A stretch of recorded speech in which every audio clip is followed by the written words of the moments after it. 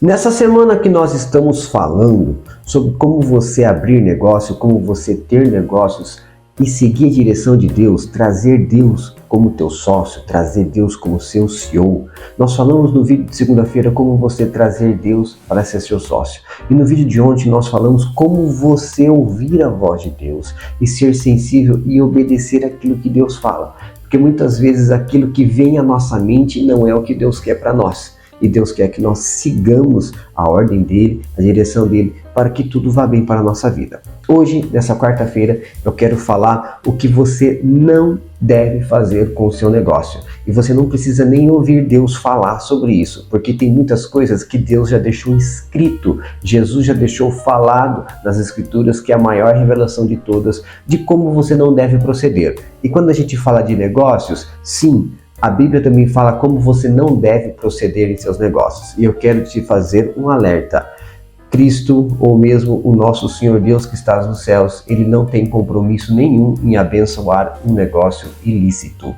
Até porque ele não gosta de ilicitude. Isso é uma questão de princípios. Deus pede que nós vivamos uma vida aqui na terra exemplar e que nós sejamos luz do mundo, que sejamos testemunhas dele. Então pense muito bem quando você for agir de alguma forma com o teu negócio e você pense, será que Cristo faria isso que eu estou fazendo agora? Será que Cristo agiria da forma que eu quero agir ou estou agindo agora? Se você encontrar a resposta for não, então pense muito bem antes de fazer, ou mesmo mude sua atitude, porque Deus já deixou escrito como Ele quer que você proceda como cristão, como cidadão e também como empresário. Vamos ler um texto que encontra-se em Lucas capítulo 3, no versículo 12 a 13. Diz bem assim: Então vieram também os publicanos para serem batizados e disseram-lhe, Mestre, o que nós faremos? E ele disse, não cobreis além daquilo que vos foi designado. E também os soldados perguntaram-lhe, dizendo, e nós, o que faremos? E ele lhe disse, não pratiques violência a nenhum homem, não acuseis ninguém falsamente e contentai-vos com o vosso salário. Aqui nós estamos vendo João Batista, que foi a pessoa que veio antes de Jesus e aquele que batizou Jesus, só que algumas pessoas já estavam vindo a ele e sendo batizados por ele. E eles pediam orientação a João Batista, o que nós devemos fazer?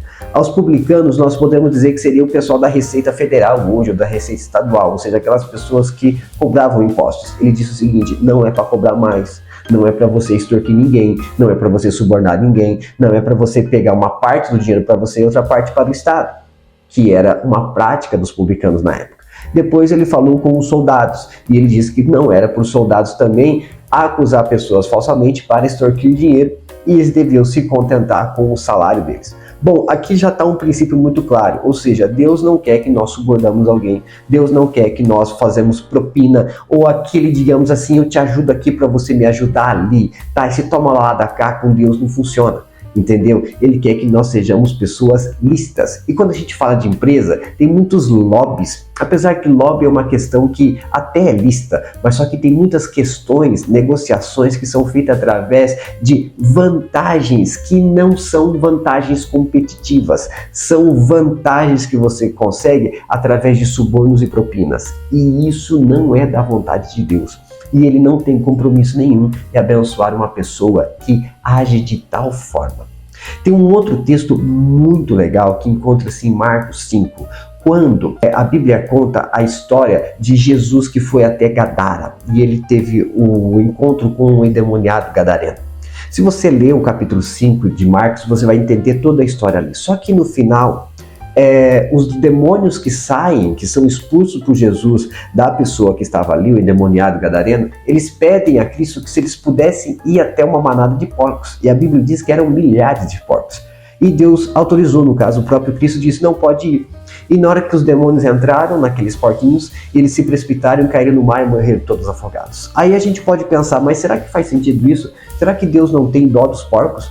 Será que Cristo não pensou bem, nossa, isso aqui é a minha criação, por que eu vou matar todos esses porcos por causa dos demônios? Lembre-se bem, na época, de acordo com a lei de Moisés, os israelitas eles não poderiam criar porcos e nem comer porcos. Então, se aquela pessoa ali na região de Gadara estava criando os porcos, ele estava fazendo uma coisa contra a lei de Deus, entendeu? Ou seja, Cristo não tem compromisso em abençoar um negócio ilícito, até porque não é dessa forma que ele pede que você haja, não é esse estilo de conduta que ele quer para a sua vida. Veja o que Deus quer. Isso está escrito em Deuteronômio, capítulo 28, versículo 1 e 2, que diz assim: E acontecerá que se ouvires diligentemente a voz do Senhor teu Deus, para guardar e cumprir todos os seus mandamentos que te ordeno nesse dia, que o Senhor teu Deus te exaltará acima de todas as nações da terra. E todas essas bênçãos virão a ti e te alcançarão, se ouvires a voz do Senhor teu Deus. Então, as bênçãos de Deus, elas vão até você. Elas te alcançam se você estiver na direção dele. Agora, se você não estiver buscando a direção dele, ou mesmo você estiver buscando algumas maneiras ilícitas para agir no seu negócio, na sua empresa, entenda que Deus não vai ter compromisso nenhum contigo, porque ele quer que os seus filhos andem de acordo com os princípios dele. Tem um outro texto agora muito conhecido, que encontra-se em Mateus capítulo 22, versículo 21. E essa aqui é uma ordenança de Jesus Cristo, que diz bem assim: Então ele lhes disse: Dai, portanto, a César as coisas que são de César, e a Deus as coisas que são de Deus. Nesse fato aqui, as pessoas estavam questionando Jesus se era lícito pagar imposto. E Jesus pede para que eles olhem na moeda, qual que é a inscrição que tem ali. No caso, era a inscrição de César, que era o governador romano na época. E Jesus foi muito claro: dai a César o que é de César e a Deus o que é de Deus. Ou seja, se você é um empresário que gosta de sonegar impostos, ou você trabalha com produtos, digamos assim, à margem da legalidade para você sonegar impostos, entenda que Deus não tem compromisso em abençoar o seu negócio. Deus está buscando pessoas, principalmente com condutas e princípios bíblicos.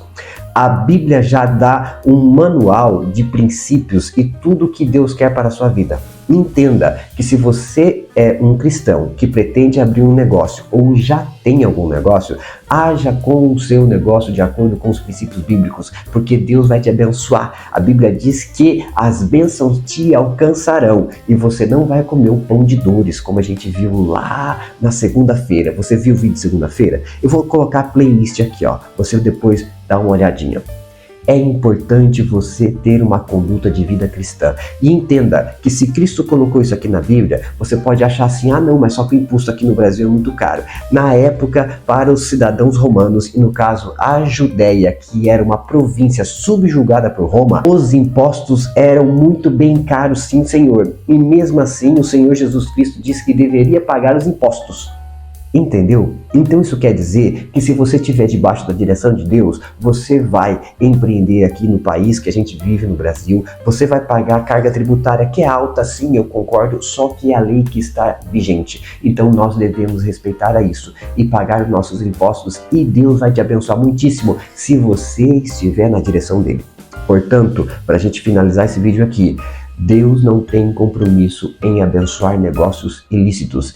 Deus não tem compromisso em abençoar negócios que sonegam impostos. Deus não tem compromisso em abençoar negócios que sonegam o que é de Deus. Siga na direção de Deus. Busque os caminhos que Ele tem para a sua vida e entenda que as bênçãos de Deus vai lhe alcançar.